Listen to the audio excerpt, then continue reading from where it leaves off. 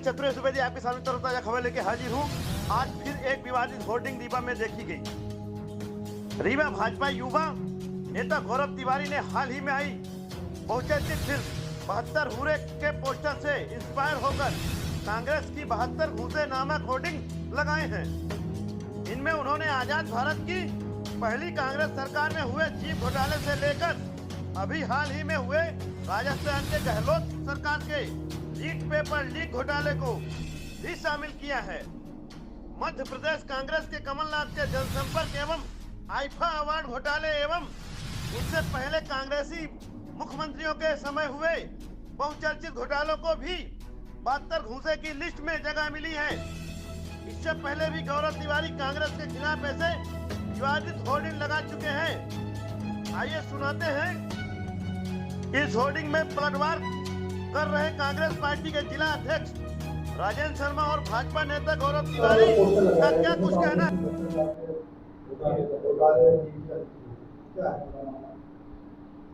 मैंने तो वो अभी पोस्टर देखा नहीं, पर अभी मोबाइल में मुझे देखने को मिला। एक भारतीय जनता पार्टी के नेता है गौरव तिवारी, उनके द्वारा लगाया गया है। गौरव तिवारी होर्डिंग चुनाव के 3-4 महीने पहले हमेशा लगाते हैं। मैं कई पिछले पंचवर्षियों से देख रहा हूं उनको कि वो चुनाव के ठीक पहले उनको होर्डिंग लगाने की बीमारी है। अब यहाँ कांग्रेस की, यहाँ भारतीय जनता पार्टी की प्रॉब्लम ये है कि भारतीय जनता पार्टी के पास अपने बारे में तो कुछ बात करने के लिए बचा नहीं। उनका तो बच्चे के पेट में रहने से ही घोटाले शुरू हो जाते हैं। जब वो पोषण आहार शुरू करते हैं वहां से घोटाला शुरू होता है, और जब तक बच्चा नौकरी मांगने व्यापम तक आता है या पटवारी बनने जाता है वहां तक घोटाले चलते हैं। छात्रवृत्ति घोटाला, पढ़ने जाता है तो छात्रवृत्ति हो जाता है। अब तो इन लोगों ने देवी देवताओं को और सप्तऋषियों को भी नहीं बख्शा।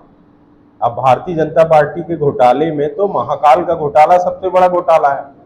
तो भारतीय जनता पार्टी की ये जो काम करने का तरीका है ये तो घोटाले का ही। गौरव तिवारी को तो सिर्फ एक पोस्टर लगाना था, उसमें लिखना था कि विधायक खरीद घोटाला, भारतीय जनता पार्टी का घोटाला, रीवा का जमीन घोटाला, समदड़िया जी का घोटाला, और ये रिवर फ्रंट का घोटाला, सीवर लाइन का घोटाला, पूरा शहर क्षतिग्रस्त पड़ा था। तब गौरव तिवारी कहाँ थे? मैंने बताया आपको कि यहाँ की बीमारी भारतीय जनता पार्टी की अपना उनका संगठन है और उनके अपना लोगों की खींचतान है। गौरव तिवारी उसमें एक नई खींचतान पैदा कर रहे हैं। आज आप देख रहे हो कि आज 23 तारीख है, रीवा में स्पोर्ट्स कॉम्प्लेक्स का वो है उद्घाटन का कार्यक्रम है। उसमें हमारे माननीय विधान पुरुष जो है गिरीश गौतम जी, वो कार्ड से नदारत।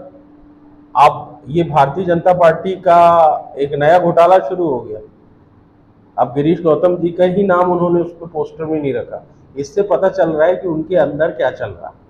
खींचतान भारतीय जनता पार्टी की इस समय पूरे चरमोत्कर्ष पे है। भारतीय जनता पार्टी रीवा की तार तार हो चुकी है। राजेंद्र शुक्ला जी के अंदर, चूंकि रीवा में कांग्रेस का महापौर हो गया, तो एक नई लड़ाई शुरू है। राजेंद्र शुक्ला जी तरस रहे हैं इस समय एक नारियल फोड़ने के लिए और एक उद्घाटन करने के लिए। तो दौड़ दौड़ के नगर निगम की सड़कों में जाते हैं, जिसको बाबा भाई हमारे महापौर जी करते हैं, उसी रोड को वो भी पहुंच जाते हैं उद्घाटन करने।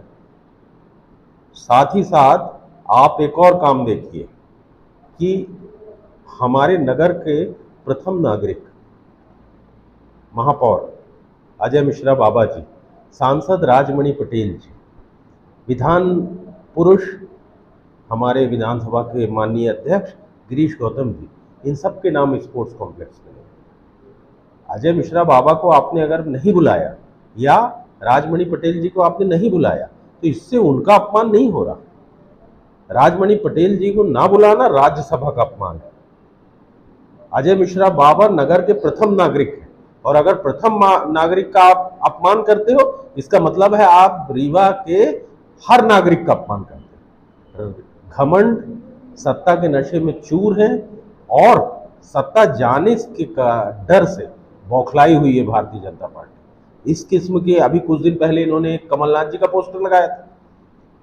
पोस्टर लगाना, गंदगी करना भारतीय जनता पार्टी का पुराना स्वभाव है और उनका ये चरित्र है, गंदगी करना भारतीय जनता पार्टी का चरित्र है।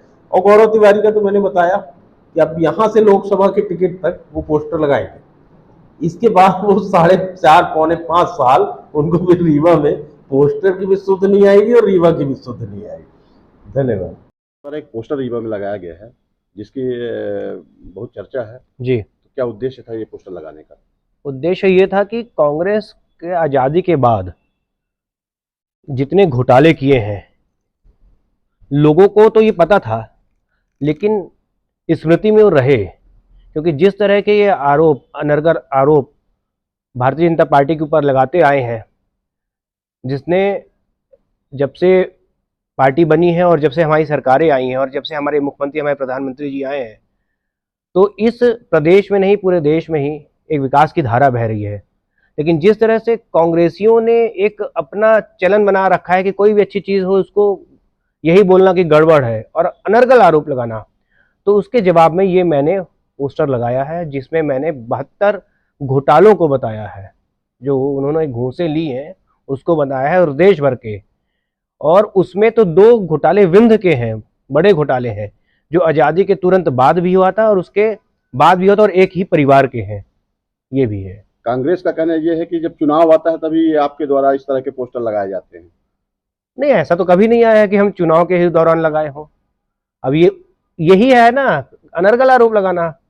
इसके पहले भी आपने कई कमलनाथ तो मैंने लगाया था, तो जब आरोप लगा रहे थे ये कि कोरोना की हम वैक्सीन नहीं लेंगे और कमलनाथ जी ने ही लिया, तो मैंने उनका फोटो लगाते हुए दिखाया कि देखिए आप ही ले रहे हैं और आप ही इसकी बुराई कर रहे हैं। और ये केवल कमलनाथ जी नहीं, ये समूचे देश में कांग्रेस, राहुल गांधी से लेके चाहे छत्तीसगढ़ से, सब लोग इस पर आरोप लगा रहे थे। तो इसलिए मैंने वो होर्डिंग लगाई थी, पोस्टर लगाया था कि कमलनाथ जी आप खुद ले रहे थे कोरोना वैक्सीन और उसी से आप स्वस्थ हुए हैं और अब उस पर आरोप लगा रहे हैं कि वो गड़बड़ है, इसलिए मैंने लगाया था। और प्रधानमंत्री पर निराधार आरोप लगा रहे थे, इसलिए वो मैंने होर्डिंग लगाई थी। और वो चुनाव से कोई प्रेरित नहीं था, और चुनाव के अभी तो 2-3 साल पहले की बात है वो तो। इस विषय पर तो उनका आरोप है लगाना, और जहां जरूरत पड़ेगी, जहां मुझे संदेश देना होगा तो स्वाभाविक है हम होर्डिंग लगा के और जनता के बीच में जाके हम बोलेंगे। जनता को क्या मैसेज? जनता को यही मैसेज देना चाहते हैं कि आप इनके झूठे आरोपों से सावधान रहें। जो ये कर रहे हैं वो एकदम, जो कह रहे हैं वो हमेशा गलत ही कहते आए हैं।